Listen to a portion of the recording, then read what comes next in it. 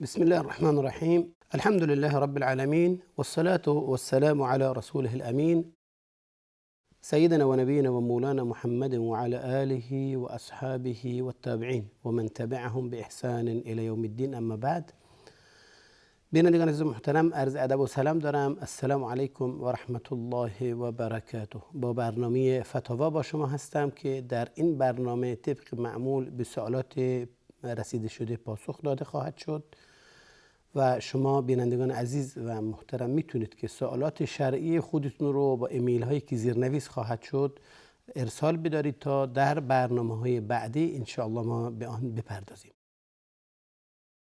سوالاتی همکنون در دست بنده قرار داره که اولین سوالمون یکی از خواهران ظاهراً مطرح فرمودن اینه که فرموده ما دو خواهر هستیم که مدتی پیش پدرمون از مادرمون جدا شده و منزل مسکونی که در آن زندگی می کردیم پدرم نصف آن رو به عنوان مهریه و بدهی مادرم به نام مادرم زده و نصف بقیه هم برای به اسم من و خواهرم ثبت کرده. الان ایشون میگه بعد زن بعدی گرفته و دختری باز داره. آیا این دختر حق شراکت با ما در این خانه داره یا خیر؟ پدرم میگه، ایشون نوشتن که پدرم ادعا میکنه که ایشون گناه کردن که خانه به اسم ما کردن، زیرا که این خواهر به هر حال سهمی نمیتونه داشته باشه، لیکن میگه این حتما با شما شریک است. آیا این درست هست یا خیر؟ سوالشون مشخصه، این که حالا اون منزلی که داشتن نصفشون به عنوان مهریه مادرشون دادن و نصف دیگرشون به اسم فرزندانش ثبت کردن که بعدها فرزند دیگری از خانم دیگری نصیبشون شده و آیا اون سهمیه داره با خواهرانش در اون چیزی که بخشیده پدرشون بخشیده به خواهرانش یا نه؟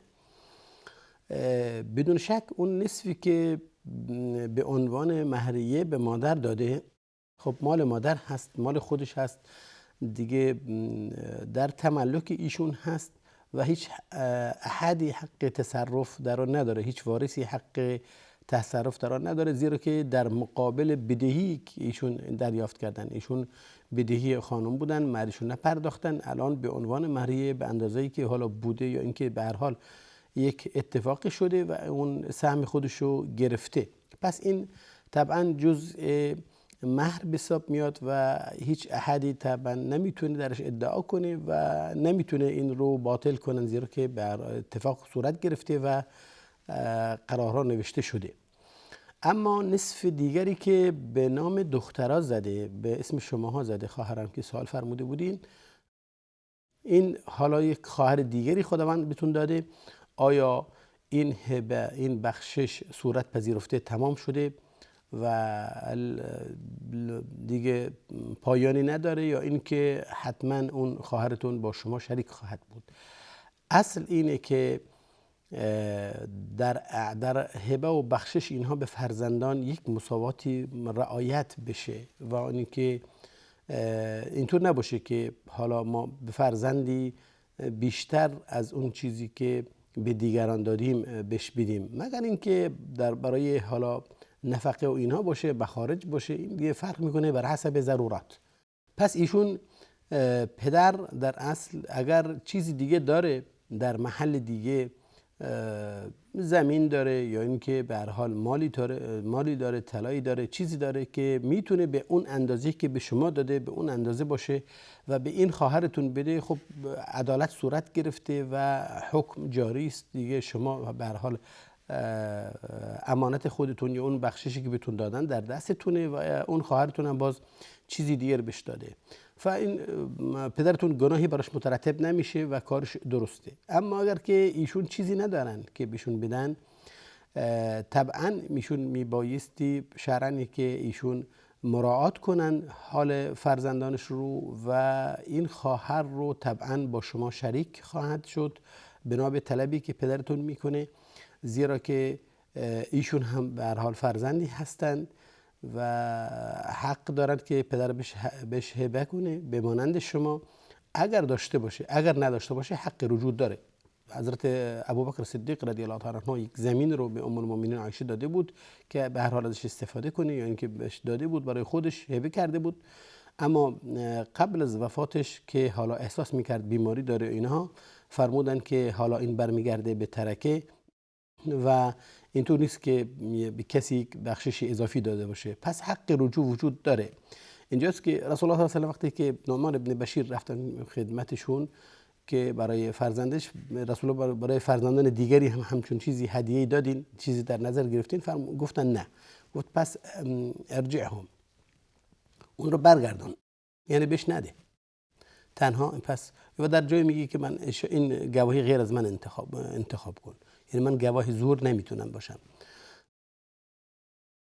پس این پدر میتونه و حق داره که به هر حال از شما بخواد که شما اون رو با خودتون شریک کنید، یا اینکه به هر حال اون رو برگردونه، اون نصفی مال شما و به عنوان ترکه، به عنوان مال میراث به جا بذاره، یا اینکه به هر حال ایشون اگر چیزی داشته باشن در مقابلش به همون مقدار، به همون ارزشی که به شما داده، به هر کدوم از شما داده، به اون ارزش به اون اندازه براش در نظر بگیره و برای خواهرتون بده. در این صورت درسته و الا حق داره و کارشون صحیح هست و درست هست و بهتر این که با هم باشین تا اینکه ایشون به هر حال ناعدالتی نکرده باشن. حال اگر که پدرتون فوت کرده باشه و شما اینو گرفته باشین، حال اون خواهرتون چی میشه؟ طبیعی است که اولاتر اینه که شما برای این رفع حرج یا رفع گناه از پدرتون این کار رو انجام بدید، اون رو با خودتون شریک کنید، حداقلش این برای خودمون 3 نفر دیگه. اون چیزی که هست اگر اون داره، چه خدمتتون عرض شد، دارای دیگه بهش داده، دیگه شما حق دارین که به هر حال نپذیرین. یه سوالی که حالا شاید مکمل این بحث باشه، اون این که آیا در هدیه دادن به پسر و دختر باید به هر حال برابری و مساوات باشه، یا اینکه پسر باز 2 برابر دختر خواهد گرفت؟ اون چیزی که خدمتتون عرض شد و در همین سال اول مطرح شده بود، اگر من باب نفقه باشه، مخارج روزمره باشه، مخارج حالا مسائل دیگری که وجود داره، مثلا دانشجوست خرج داره و مسائل دیگه، یا اینکه بیماری خاصی داره، خب در اینجا بله بر حسب ضرورت اون شاید خرج یک از فرزندان بیشتر باشه.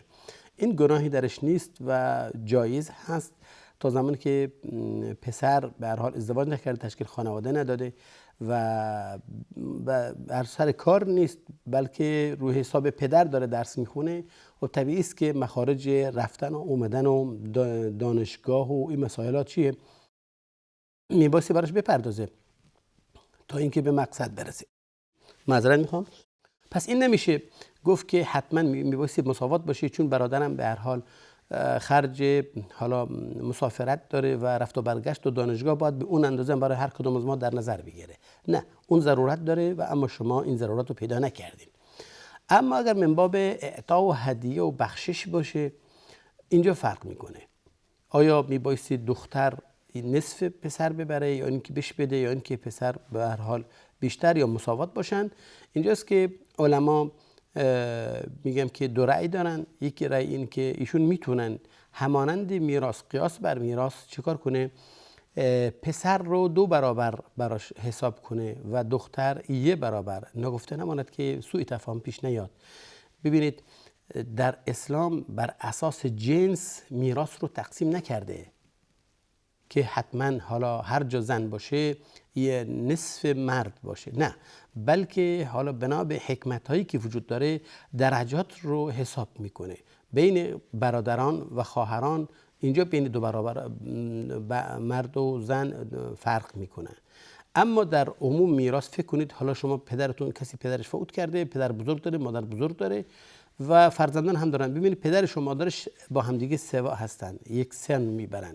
اون که مادرش هست با اون که پدرش هست مثل هم میبرن، اما فرزندانش که دختر و پسر باشن تفاوت داره، طبیعی است. ببین چه حکمتی درش هست.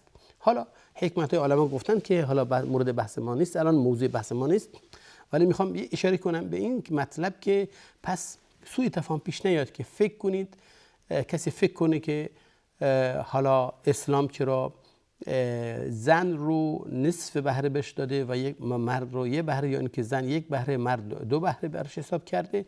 چنین چیزی نیست، بلکه در جاهای اینطور هست و در همه مسائل میراثی اینطور نیست و چندین مسائل هست که معمولاً زن و مرد به اندازه هم و حتی احیانا زن بنا به تقسیماتی که حالا شده و در پیش میاد، زن بیشتر اگر حساب کنید بیشتر از یک مرد که همراهش است در گروه هستن برده و به ارث میبره به هر حال اون ترکه رو.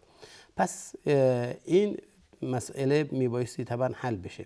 پس اگر که بر اساس میراث اگر مردی میخواد فرزندانش رو مراعات کنه همون تقسیمات میراث میتونه، اینا دیگه در یک درجه هستن، همه فرزند اون شخص واهب هستن، هدیه کننده.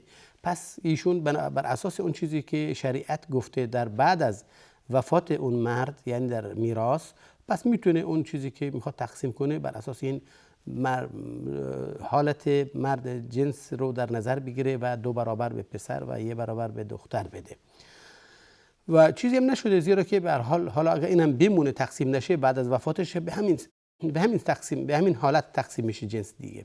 خب مانعی پیش نمیاره، حق کسی ضایع نشده. اما گروه دیگر بر این هستن که این حساب فقط مختص بعد از وفات هست، مختص ترکه هست، اون چیزی که باقی میمونه و اونها هستن که این تقسیم رو رعایت میکنن. اما در حیات در حالت زنده میخواد چیزی اعطا کنه و ببخشه، حتما میبایستی مساوات رو در نظر بگیره تا اینکه هیچ گونه عداوتی بین فرزندان پیش نیاد. و به هر حال اینم یک رأی است در مقابل رأی اول. شاید رأی اول رأی حالا طرفداران بیشتری داشته باشه و رأی جمهور باشه و که به هر حال به هر دو صورت صحیح هست و مانعی ایجاد نخواهد کرد. به هر حال این سهم خودشه دیگه، حالا چه برداشت کنه قبل از وفاتش یا اینکه بعد از وفات باشه، پس چندان مشکل ایجاد نخواهد کرد ان شاء الله تبارک و تعالی. سوال بعدی ما میگه که سلام بر شما، بعضی از حالات مشاهده شده که وقت شخصی میره به زیارت کسی یا در رو میزنه، میگه که اگر در باز نشد یا اینقدر تکرار میکنه تا اینکه حتی مزاحمت برای همسایگان نیز ایجاد میکنه و دست از روی جرس بر نمیداره و حالا مردم و دیگران رو به هر حال بیدار میکنه تا اینکه و اگر باز نشدم این قهر میکنه و به هر حال بیشتر از این دیگه زیارت نمیکنه. حالا هر کس میخواد باشه. شما برای اینها چه توصیه‌ای دارین؟ بله، این برمیگرده به یک فرهنگ. ببینید نه فرهنگ دین هست، این فرهنگ در حال اون محیط هست، اون مجتمعی هست که درش زندگی میکنه. قانون شریعت این نیست. قانون شریعت وقتی که دستور داده به صله رحم و اون رو ترغیب کرده، ما رو تشویق کرده، آداب براش قرار داده. ظاهرا ما یه میان برنامه داریم، بعد از میان برنامه ان شاء الله مطلب دنبال خواهیم کرد.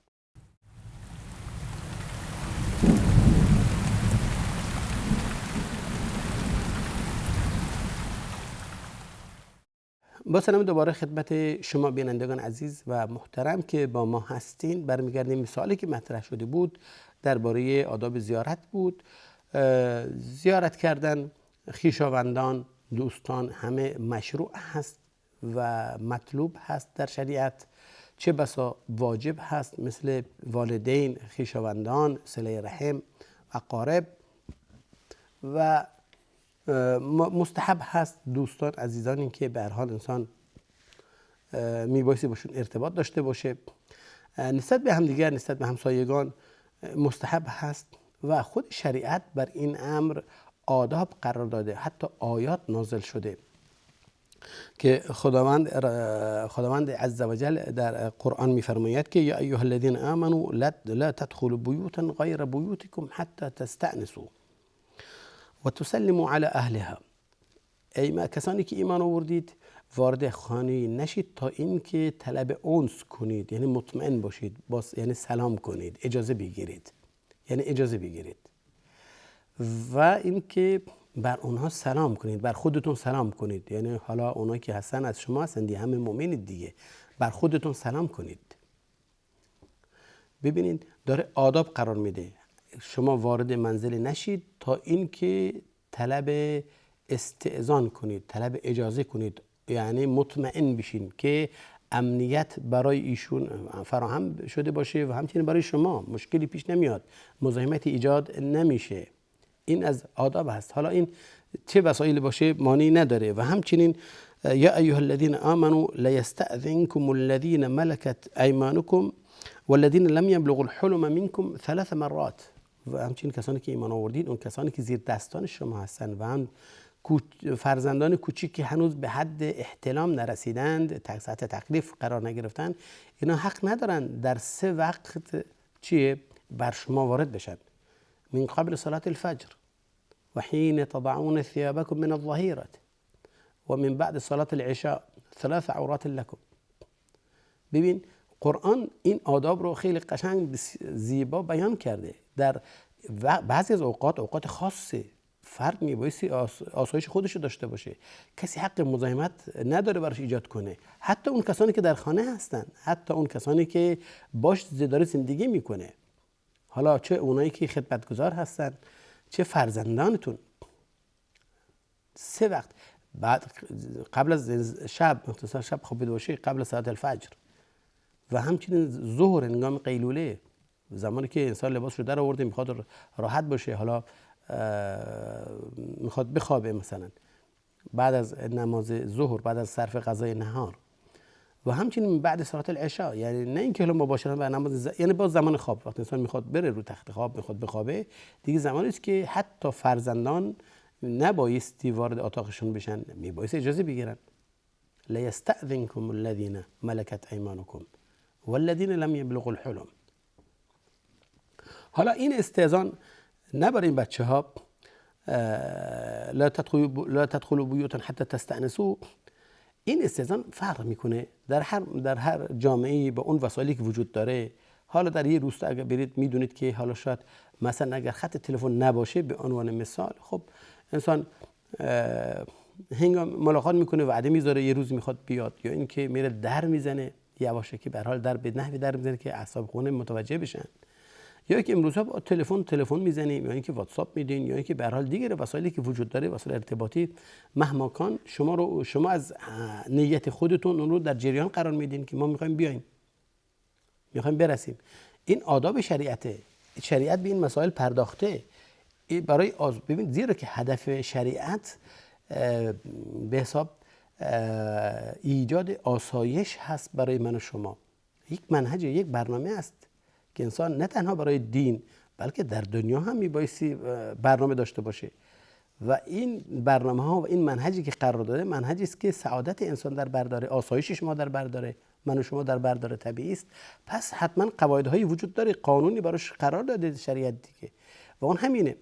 ببینید مزاحمت حق ندارید برای کسی ایجاد کنید، حتما استئذان کنید، حتما انس بگیرید، حتما ایشون مطلع بسازید، اینا آمادگی داشته باشن برای استقبال از شما. نه اینطور باشه که شما به هر حال وارد منزل بشید. ببینید و همچنین بعد شما حق ندارید بیش از مزاحمت ایجاد کنید، بیش از 3 بار میتونید تا 3 بار تماس بگیرید، 3 بار زنگ بزنید، 3 بار پیام بدین، 3 بار جرس بکوبین، در رو بکوبین، جرس رو بزنید. حالا این اگر جواب شنیدین اهلا و سهلا، اگر جواب نشیدین شما چه کار میکنید؟ خب برمیگردین دیگه.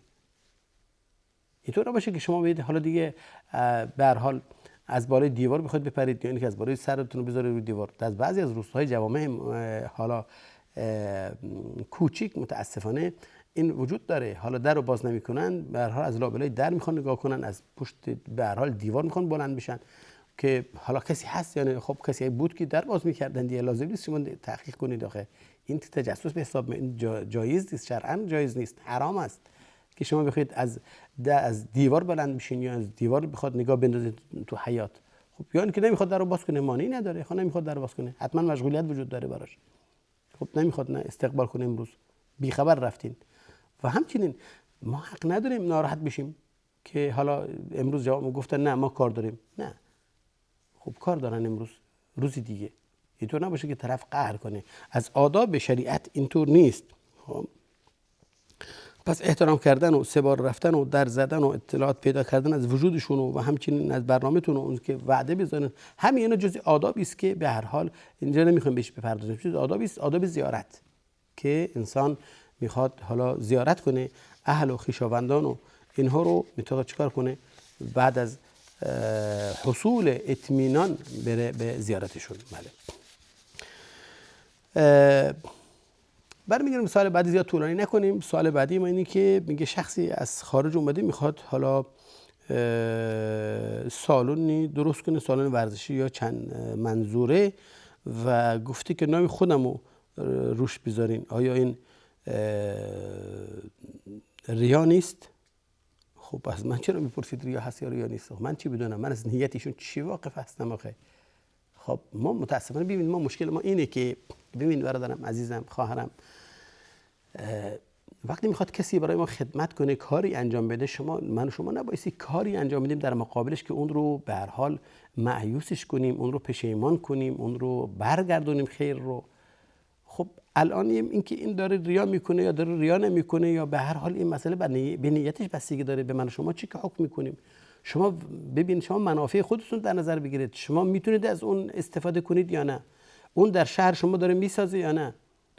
اون داره به هر حال یک خدماتی داره انجام میده براتون. حالا دیگه شما میبایستی الان دنبال این هستین که حالا این کارش ریا هست انجام نده یا ریا نیست. خب اگر ریا باشه قرار شده شما به هر حال جزاشو بدین، اگر ریا نباشه قرار شده شما جزاشو بدین.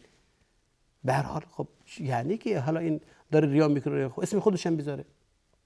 ان تبدوا الصدقات فنعم ما هی، ان تبدوا الصدقات فنعم ما هی. قرآن میفرماید اگر اون شما صدقات دارید میکنید، خیرات دارید میکنید، اگر آشکار باشه خوبه.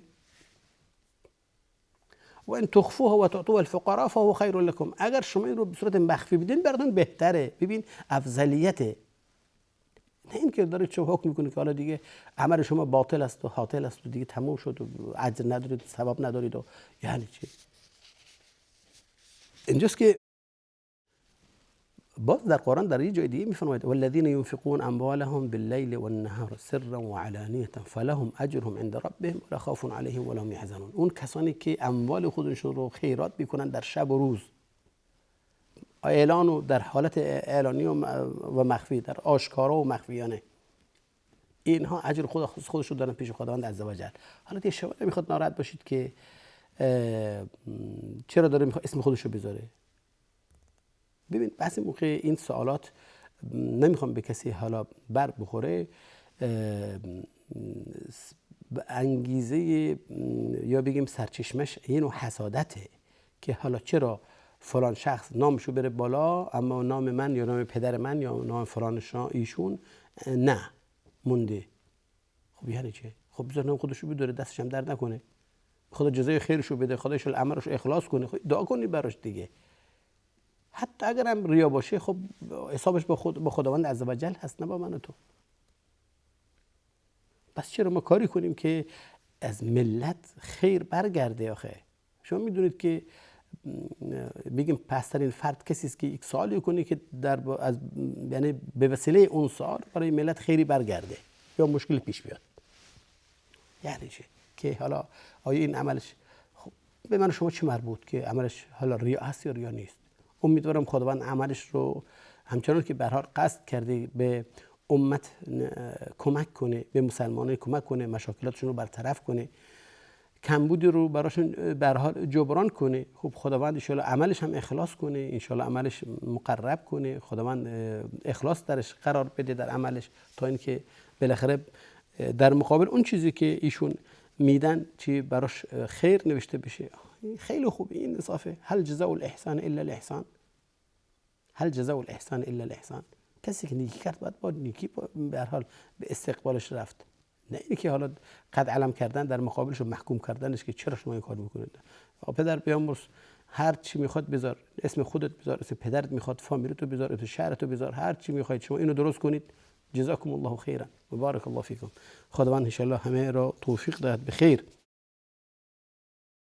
بریم سوال بعدی من باز در مورد اخلاقیات هست که میفرمایند افرادی هست که وقتی با جمعی نشسته‌اند و از افراد دیگه مسخره میکنند و که دیگران رو بخندانن. اینا حکمشون چیست و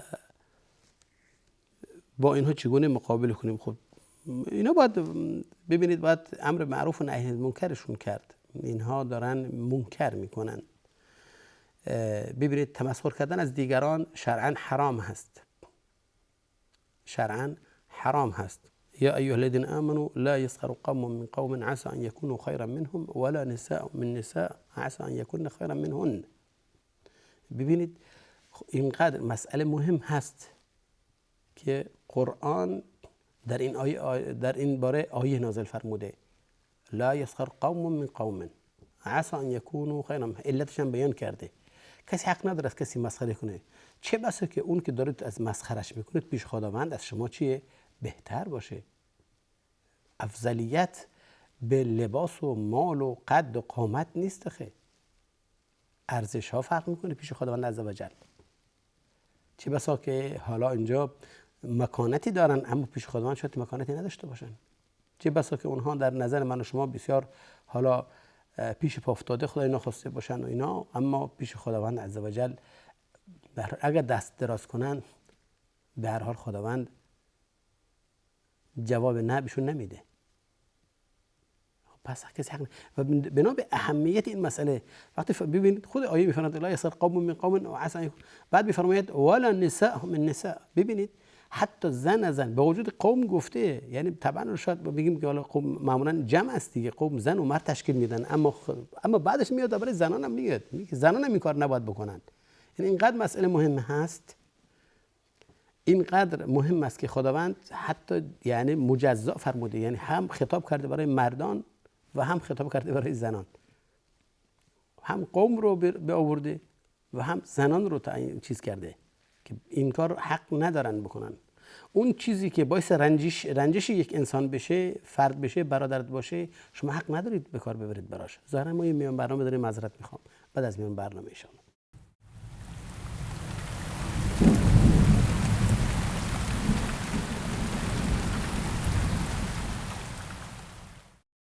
با سلام دوباره خدمت شما بینندگان عزیز و محترم برمیگردیم به سوالی که مطرح شده بود و آن درباره عملکرد بعضی از افراد، دوستان، عزیزانی که متاسفانه عادتی دارن برای اینکه حالا مجلس رو به دست بگیرن، دیگران رو بخندونن، کارهای ناشایسته و خلاف شرعی انجام میدن و اون یه نوع تمسخر هست و از دیگران و حالا شاید هم وجود هم داشته باشه، در بین اونها هم باشه، اما از اونجایی که در حدی هست که حالا اونها در حال مستوای خودشون رو نمیدونن، اون رو مورد تمسخر و اینها قرار میدن و بهش بخندن و این کار گفتیم که کاملا زشت و محکوم شرعاً حرام هست که آیه درش نازل شده، فرق نمیکنه مرد باشه زن باشه و همه اینها به هر حال وجود داره و که خداوند حتی در سوره همون که ویل لکل همزة لمزة، ویل لکل همزة لمزة، وای بر یا ویل یا عذاب جهنم هست یا وای بر حال کسانی که این کار رو میکنن، یعنی مسخره میکنن با اشاره، خب با هم دیگه به هر حال چشمک میزنن و برای یک فردی رو دارن مسخره میکنن، یعنی که میگن چیزی رو و فرد رو مورد تمسخر قرار میدن. همین فعل ها حرام هست و جایز نیست و خداوند به همه توفیق بده که هدایت بشیم و تمسک بجوییم به قرآن و سنت که منهج حیات رو و منهج ارتباطات رو داره به ما یاد میگه چگونه ما با هم دیگه برخورد کنیم. ببینید اسلام در سعیش در اینه، در جمع کردن من و شماست، در ایجاد یک اتحاد هست، این که همه محترم شمرده بشن، همه از حق و حقوق خودشون بهره بگیرن. اون چیزی که باعث تقرب انسان به هم دیگه میشه، باعث جمع میشه، باعث اتحاد میشه، داره چی کار میکنه؟ دعوت بهش میده، میگه که آیا من شما را راهنمایی نکنم به یک امری که اگر شما انجام بدید همدیگه رو دوست می‌دارید؟ میگه بله یا رسول الله. چیه؟ میگه افشوا السلام بینکم، پس سلام رو بین خودتون چیکار کنید؟ رایج کنید. و ببینید در هر مسائلی، ببینید حتی قرآن احکام رو احکام و جزاها رو قرار داده اون چیزی که در مقابل خرد کردن شخصیت ها باشه یا اینکه ورود به حریم افراد باشه، حالا این عرضی باشه، در آبرو اینا حیثیت باشه، در مال باشه، در هر چی باشه، چی دزدی میکنه دستشو قطع میکنن، تهمت میدونه شلاق میخوره. ببینید دروغ وعده بسیار وعده جهنم بهش میده، وعده لعن بهش میده. ببینید اون چیزی که باعث میشه جمع رو به هم بزنه، اتحاد رو گسسته کنه، خداوند حکم براش قرار داده که مقابله بشه با این امر. پس این سزاوار نیست و این جایز نیست. خداوند به همه توفیق بده تا اینکه بتونیم دلها رو به دست بیاریم، نه اینکه تنافر ایجاد کنیم. بله، زیاد معطلتون نکنم، برمیگردیم به سوال بعدیمون. با اینکه باز در یک مسئله است که خواهری میفرمایند من ابروهام کلفت و غلیظ هست، میتونم کوتاهش کنم یا اینکه گناه است؟ چطوری؟ شاید اگر کوتاه نکنم میگه جلوه بد داشته باش، چیکار کنم؟ راهنمایی کنید.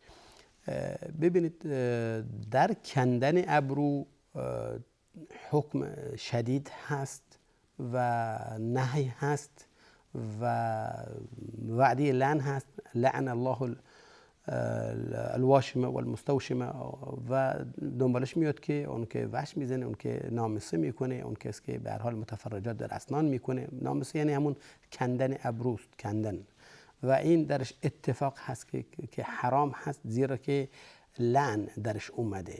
لعن یعنی مطرود شدن از رحمت الهی. پس اینجاست که این بدون شک این عمل کندنش ممنوع است. اما ایشون خواهرمون فرمودن که به خاطر این میخوام کوتاهش کنم به یک نحوی که طبعا زیبایش هم به هم نخوره. حالا کوتاه کردنش بعضی از علما اجازه دادن. ببینید اگر یک نوع تشریح به حساب میاد، یک نوع به حساب خارج شدن از یک عادت باشه، یعنی ببینید موهاتون اینقدر یا ابروها اینقدر بلند باشه، اینقدر به هر حال پرپشت باشه یا به هم رسیده باشه که هر کس شما رو نگاه کنه اون رو به صورت طبیعی نمیدونه، میدونه که حتما یک علتی وجود داره، یک اشکالی هست، یک عیب میبونه. میخوام بگم وقتی که عیب دیده بشه، انسان جایز هست، درست هست که شرعاً بره چیکار کنه؟ علاج کنه و درست کنه و به هر حال مرتبش کنه. این جایزه و انشاءالله مانعی درش نیست. اما اگر که چندان عیب نباشه، در دید دیگران عیب به حساب نمیاد، بهتره که انسان بهش دست نزنه. هرچند که خدمت عرض کردم اگر یعنی بین دو ابرو باشه، خب مقابل بینی بین دو ابرو برسیده چسبیده، اون رو برداره، گفتن مانعی نداره، جزء ابرو به حساب نمیاد و لغت شاملش نمیشه. و همچنین اگر بخواد کوتاه کنه، کوتاه کردن حکم کندن نداره. باز هرچند بعضی از علما گفتن اینا همه حکمشون یکی هست، اما کندن به هر حال ابرو کندن هست و جای اون رو علامت گذاری است و سیاه کردن، اما کوتاه کردن نه، چون چیزی نیست، بلکه حالا از انحراف مو جلوشو گرفتن، حالا بارا شده پایین شده از این مسائل ها، اون رو جلوشو گرفتن، بلکه منظم کردن که زیاد به هر حال از حد خارج نشه و نشده باشه. این جایز هست اگر به این صورت باشه خواهرم، و الا باید چیز کنید. برادری باز میفرمایند در سال بعدی ما که اگر کسی خب سحر شده باشه و بعد بگی که در حالت همون بیماری بگی که فلان کس بر او دعا کرده، حکم آن چیه؟ آن شخص ساحر به حساب میاد یا ما میتونیم باش مقابله کنیم؟ ببینید برادر من، خواهرم یا برادرم، این که اون که بیماره بگه، صراحتاً بگه، اسم فلان ببره که حالا فلان کس این کارو کرده، داره عذاب میده و دعا کرده از این مسائل ها، این به هیچ عنوان بیش نمیشه اعتماد کرد. حتی اگر سلامه داره تهمت میزنه، مثلا بیان مثال میگم، خب این علم یقین نمیاره که حتما این کار صورت گرفته. حالا چه برسه اگر زمانی باشه که ایشون مریض باشن یا بگیم حالا یک حالت سحر و جن‌زدگی داشته باشه و این مسائل ها، و من طبیعی یا این که خیلی طبیعی است که این حالا اگر خودش هم نباشه بر روی زبان اون دارن صحبت میکنن، این که تهمت بزنه تا این که ایجاد خلاف بشه و مشاکل پیش بیاد در یک خانواده و در یک اسر و فامیل و اینا رو به هم بزنه ارتباطاتو، چیکار کنه؟ خب میگه فلان کرده. شما حق ندارین، کسی حق نداره این حرف رو تایید کنه و به هر حال یک قیامت رو برپا کنه، همه چیز رو به هم بزنه، جر و دعوا و راه بندازه که شما این کارو کردید، شما رو کن. نخیر، کسی حق نداره اون رو متهم کنه، کسی حق نداره بر اساس این عمل کنه، کسی حق نداره با حالا تماس بگیره با اون فرد. طبیعی است که بیشتر افرادی که رو نام میبره افرادهای نزدیک هستند. ببینید و اون که به هر حال شاید اتهام بهش وارد بشه، مثلا زن پسرتون کار کرده برای مادرش، ببین زن پسر ما رو دوست نداره، من میدونم. خب یا اینکه به زن پسرش میگه که این مادر شوهرتون کار کرده برات. ببینید یعنی محلایی که احتمال این که سریع این شعله ور بشه، این تهمت رو هم دست میزنن روی همون مسائل. ببین پس نمیشه اعتماد کرد. زمانی این حقیقت پیدا میکنه که خودش بیاد بگه که من اشتباه کردم، من نفهمیدم، من به هر حال ناآگاه بودم، رفتم این کارو کردم، از شما حلالیت میطلبم. خب اون کرده، خودش گفته دیگه. میخواید حلالش کنید یا نمیخواید حلال کنید برمیگرده به خود شما. اما اینکه اون داره میگه به هیچ عنوان، چرا که اون وظیفه به هر حال شیاطین اینه که چیکار کنه؟ عداوت رو، این وعده داده، وعده به خداوند داده، وعده به من و شما گفته من از انتقام میگیرم. ببخشید که چیکار میکنه؟ خب که به هر حال فتنه بپا کنه دیگه. پس نمیشه اعتماد کرد. یا اینکه بله افرادهایی بودند، شاهد بودند، رفتن با این خانم با این آقا رفتن پیش یک ساحری این کارو کردن، اونا همراهش بودند. اونم اسم این بیمار رو داده، اسم پدرش و مادرش هر کی میخواد به هر حال داده که این کارو کنن براش. خب اینم میشه محکوم، اینم درسته. خب میگیم ادعاش درسته و اون شخص مقصر هست و به هر حال باید برن و ازش به هر حال بخوان که کمک کنه و این رو حل و فصل بشه. اما به مجرد اون ادعای اون بیمار شما بخواید حالا این رو به عنوان یک قانون بذارید برای خودتون و بهش عمل کنید و مقابله کنید و درگیری به وجود بیاد و مسائل، به هیچ عنوان این حق ندارید. خداوند فرماید که یا ایها الذین آمنوا اجتنبوا کثیرا من الظن. این گمان به وجود میاره، حقیقت نمیاره. پس شما باید بپرهیزید از ظن و گمان بردن.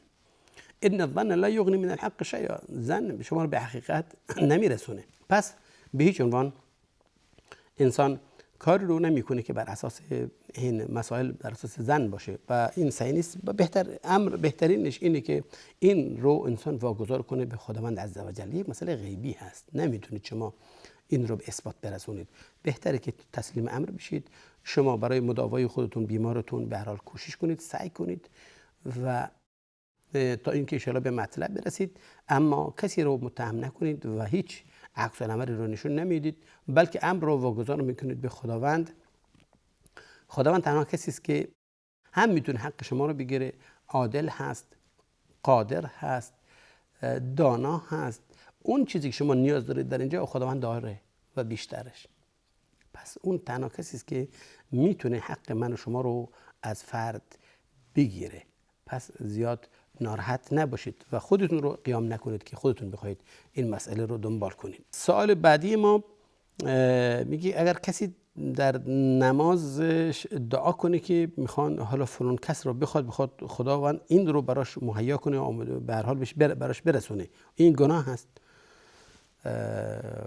نه، این که شما در دعا از خداوند کسی رو بخواید گناه نیست، اما هم موقع این نباشه که فقط این بشه غیر از این نه. من خدای من اینو میخوام بس تموم شد. میخوای بده اینو بده، نمیخوای نده. نه استغفر الله. ببینید من و شما از آینده با خبر نیستیم، مستقبل رو نمیدونیم. این چه اخلاقی داشته باشه، میتونه چطوری با شما در آینده زندگی کنه شما نمیدونید. بلکه شما بهترین دعات اینه که بگی پروردگارا به هر حال شما میدونید از دل من با خبر هستید، به هر حال من نگاهم روی اینه و دوست دارم که این باشه. حال اگر درش خیر میبینی برای من برای دنیا و آخرتم، خدا این میسر کن، منو موفق کن، دل اون رو به طرف من به هر حال ملایم کن. پدر و مادرش رو به هر حال این توانو بهشون بده که بله بگن به آنان. مثلا هر دعایی که میخواید بکنید برای خودتون مانی نداره، اما این که اصلش این باشه که خدا من اینو میخوام، فقط این یه نوع تعدی است در دعا، این یه نوع تجاوزی از حد. ببینید شما دعا کنید بر اون چیزی که در مصلحت شما باشه در دین آخرت. خب منم میدونم حالا عاشق هستید به عنوان سوال، حالا دلتون افتاده روی کسی و اینو میخواید بس، نه این موقت عزیزم برادرم، این موقت. چه بسا که روزی برسه خدای نخواسته که اون زمان بدونید که شما پشیمان شدین، اون زمان متوجه شدید که شما اشتباه کردین، پشیمان بشید که واقعا اشتباه بزرگی کردین، از این جهت این شایسته شما نبود مثلا. و میبینید که خیلی از مسائل‌هایی که وجود آمده حالا به طلاق کشیده شده از این جهت. ازدواجایی که بر اساس عشق و اینا بوده عاقبت چندانی نداشته و متاسفانه در جامعه دیدیم که و میبینیم که خیلی ها آخرا از دیگه جدا میشن. ظاهرا ما برنامه برامون به پایان رسیده، وقتی نداریم. همه شما رو به خداوند بزرگ میسپارم. سبحانك اللهم و بحمدک، اشهد ان لا اله الا انت، استغفرك و اتوب الیک. و السلام علیکم و رحمت الله و برکاته.